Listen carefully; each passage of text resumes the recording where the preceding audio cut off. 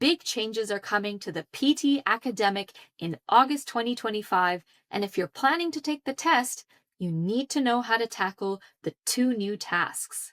They are speaking and listening, summarize a group discussion, and speaking, respond to a situation. Today I'll be breaking down these two new tasks so you stay one step ahead. Let's dive in. Let's start by looking at speaking and listening, summarize a group discussion. It's important to note that this task contributes points to both your listening and speaking communicative skill scores. On test day, you'll see a screen that looks like this. And at the top, you'll see some instructions. Below that, you'll see an audio player panel.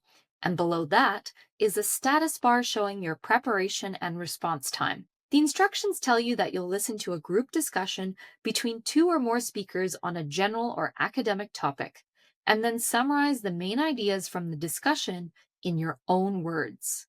So, in this task, you'll hear a group discussion. This will be 3 people sharing their views about a topic, such as challenges that a group of students are facing, or a team that works together completing a project, or a community group organizing an event or program. The recording will be up to 3 minutes long. Let's now listen to a short excerpt of the group discussion. Hey team! I just wanted to touch base about our sustainability assignment. It's due next Friday, which feels like ages away, but we all know how fast these things come around. I think we should plan things properly so we're not stressing out at the last minute. What do you think? You'll hear the discussion once only, and you can't pause or rewind the recording. This means it's really important to listen carefully and take notes as you go. You can also use the erasable noteboard to take down your notes if you like. After the discussion finishes, you'll have 10 seconds to prepare yourself before the recorder starts. You can use this time to quickly organize your notes and mentally prepare yourself to begin speaking. Then, when the preparation time is over, the microphone will open and you'll have 2 minutes to speak. Your goal is to summarize the key points made in the discussion. Don't just repeat one speaker's view. Try to include the main ideas and perspectives from all speakers. Here's a quick tip. You don't need to speak fast, but try to avoid long pauses, hesitation, or filler words like or you know. For this task, focus on being clear and confident. Let's now shift to the other new speaking task, respond to a situation. For this task, you'll be given a situation or scenario, and you need to record a spoken response to it. The types of situations you'll be given will be things that might happen in everyday life. Maybe someone asks you to do something, and you let them know whether you can. Or maybe you have a problem that you need to explain to someone. Situations like that. Here's what it looks like on test day.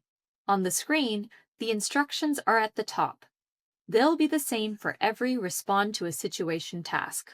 Under the instructions is a description of the situation and the task question.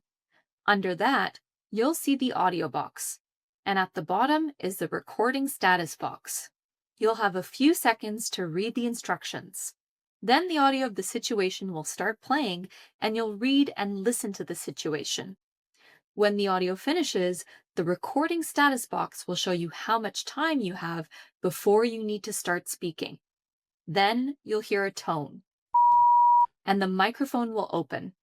Start speaking immediately.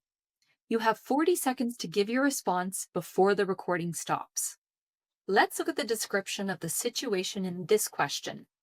The description will always tell you who you are in the situation. In this question, it says, you own a flat that you have rented out. It will also tell you who the other person or people are, and here we know you've rented the flat to 4 university students. And it will say what the specific situation is. So, all this information helps you decide what kind of language to use when you record your response. Right, so if the situation is, say, about asking a work colleague for help, you'd need to use fairly formal language and probably phrases for making polite requests. But if the situation is about talking to a friend, the appropriate language will be more informal. So, during the preparation time, you can make notes on a few words and phrases that are appropriate for the situation in your question. And you should also make some notes about the important details you need to cover in your response. So, the description for this particular question gives you quite a lot of information. The flat is dirty and messy, the carpet is damaged, you are extremely unhappy, you want to remind the students of their responsibilities. So, focus on this information because you're going to use it for your response. Now, if you want to pass your PTE on your first attempt, remember that you need to be test ready. Head to e2language.com and start your test prep for free with access to heaps of practice questions, live classes, and more.